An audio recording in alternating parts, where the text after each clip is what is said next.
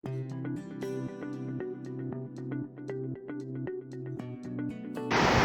हमारा human anatomy and physiology का chapter first है, जिसमें हम एनाटॉमी और फिजियोलॉजी के स्कोप के बारे में जानेंगे, उसकी डेफिनेशंस के और बहुत सी टर्मिनोलॉजीज़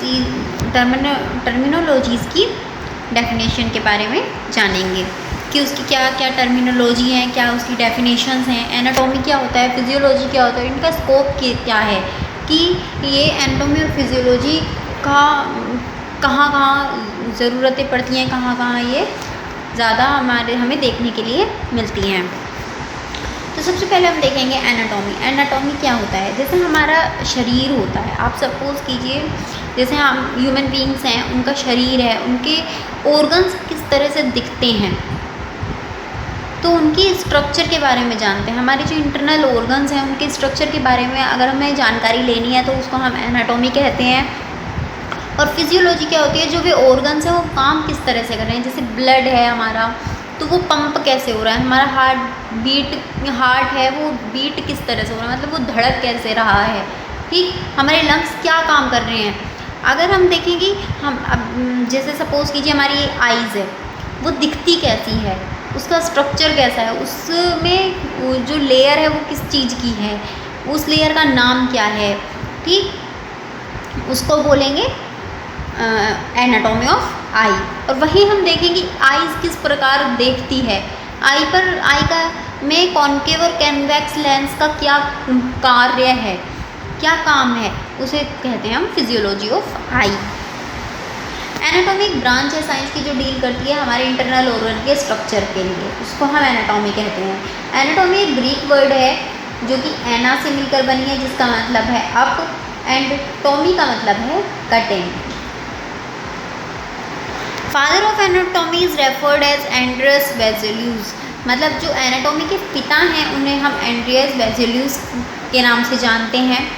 और वही फिजियोलॉजी क्या है? फिजियोलॉजी हम हमारे प्रिंसिपल्स के ऊपर काम करते हैं, मतलब हमारी डिफरेंट बॉडी के ऑर्गन्स किस तरह से काम करते हैं, उनका इंट्रैक्शंस क्या है एक दूसरे के साथ, वो हम फिजियोलॉजी में जानते हैं। In the physiology we will discuss about metabolic pathway of body system and their activities। मतलब फिजियोलॉजी में हम मेटाबॉलिक पाथवे, जो हमारी बॉडी का मेटाबॉलिक पाथवे होता है, उसके बारे में भी स्टडी करते हैं, उनकी एक्टिविटीज़ को भी देखते हैं। नेक्स्ट आता है scope of anatomy and physiology, मतलब एनाटॉमी के रूप में और फिजियोलॉजी के रूप में स्कोप कैसा है,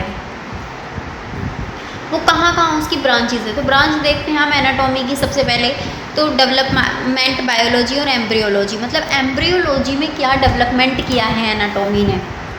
in this branch of anatomy, anatomy की ब्रांच में ये डील करता है स्ट्रक्चरल चेंजेस में, स्ट्रक्चरल डेवलपमेंट में, सेक्सुअल गैमेट्स के और एम्ब्रियो डेवलपमेंट। जैसे सेक्सुअल गैमेट्स और एम्ब्रियो डेवलपमेंट में ये बहुत से चेंजेस लाया है, स्ट्रक्चर में भी और उनके डेवलपमेंट में भी बहुत सी चेंजेस आए हैं। अगर सिक्वेंशियल डेवलपमेंट देखें एम्ब्रियो का, तो जैसे गैमेट फॉर्मेशन है तो फर्टिलाइजेशन, फैलोपियन डेवलपमेंट है फर्टिलाइज एग का, इम्प्लांटेशन है एम्ब्रियो में, और फॉर्मेशन होती है फीटस डेवलपमेंट में, मतलब ये अलग अलग न्यू उनकी डेवलपमेंट हुए हैं। नेक्स्ट आता है सेल बायोलॉजी। सेल बायोलॉजी में क्या रोल है?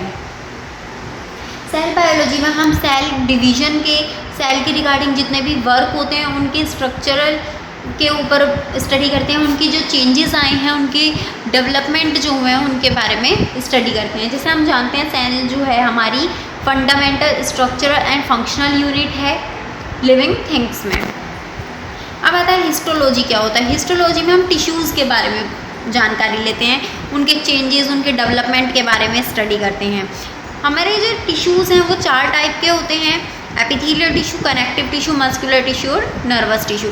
ये अलग अलग हम टाइप के हमारे टिश्यूज़ दिए गए हैं और इनके बारे में हम जो स्टडी करते हैं उसको हम हिस्टोलॉजी कहते हैं। नेक्स्ट आता है ग्रोस एनाटॉमी। ग्रोस एनाटॉमी क्या है?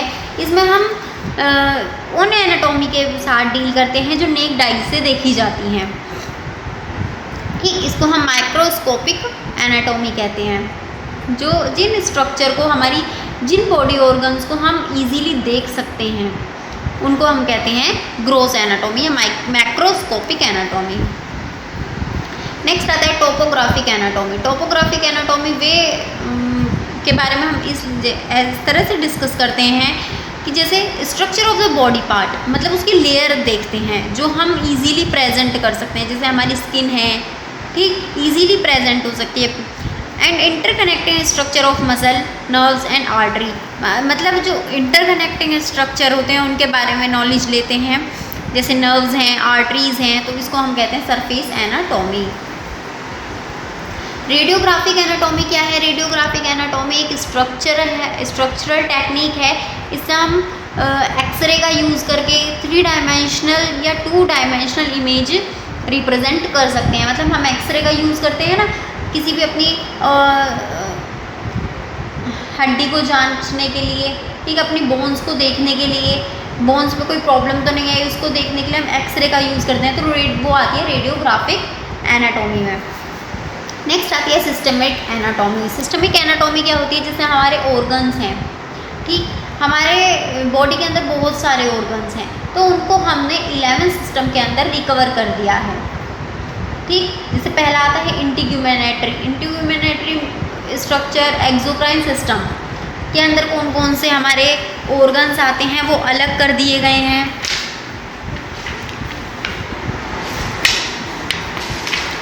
और आपका जैसे एंडोक्राइन आता है तो उसके अंदर हॉर्मोन्स वाले ऑर्गन्स आते हैं, हमारे हॉर्मोन्स से रिलेटेड जितने भी ऑर्गन्स होते हैं वे आते हैं। नर्वस सिस्टम में नर्व्स आती हैं, लिम्फेटिक इम्यून सिस्टम में इम्यूनोलॉजिकल ऑर्गन आते हैं, मस्कुलर सिस्टम में मसल्स आती हैं, स्केलेटल सिस्टम में हमारी जितनी भी बोन्स होती हैं वो आती हैं, रेस्पिरेटरी सिस्टम में हमारी नोज़ से लेकर लंग्स तक का जितना भी एरिया होता है, नोज़, फेरिंग्स, लैरिंग्स सब आते हैं। सर्कुलेटरी सिस्टम में हमारा कार्डियक आउटपुट आता है। डाइजेस्टिव सिस्टम में हमारा डाइजेशन के रिगार्डिंग जितना भी वर्क होता है, stomach, small intestine, large intestine, जो भी वर्क करते हैं वो आते हैं। यूरिनरी सिस्टम में हमारे किडनी, यूरेथ्रा, एनस सब आते हैं। और रिप्रोडक्टिव सिस्टम में हमारे एनस और वेजाइना, ये सारे हमारे ऑर्गन्स आते हैं। मतलब इन सिस्टम के अंदर हमने ऑर्गन्स को मैनेज कर दिया है। जैसे हम घर होता है ना, घर में क्या घर में अगर हम अलग अलग मेंबर को लें, ठीक है, दादा दादी, चाचा चाची भी अलग अलग मेंबर हो गए, और वही एक एक घर है, ठीक, उनके अंदर अलग अलग सिस्टम कर दिया कि चाचा की फैमिली अलग, बड़े चाचा की फैमिली अलग, बड़े ताऊ की फैमिली अलग, तो वे हो गए सिस्टम कि बड़े ताऊ का सिस्टम के ऊपर कंटेन करो, तो जैसे एक्सोक्राइन सिस्टम में अलग पार्ट हो गया, एंडोक्राइन में अलग हो गया, इस तरह से सिस्टम्स बना दिए गए हैं। ये थी हमारी ब्रांच ऑफ एनाटॉमी। अब नेक्स्ट करेंगे हम ब्रांच ऑफ फिजियोलॉजी।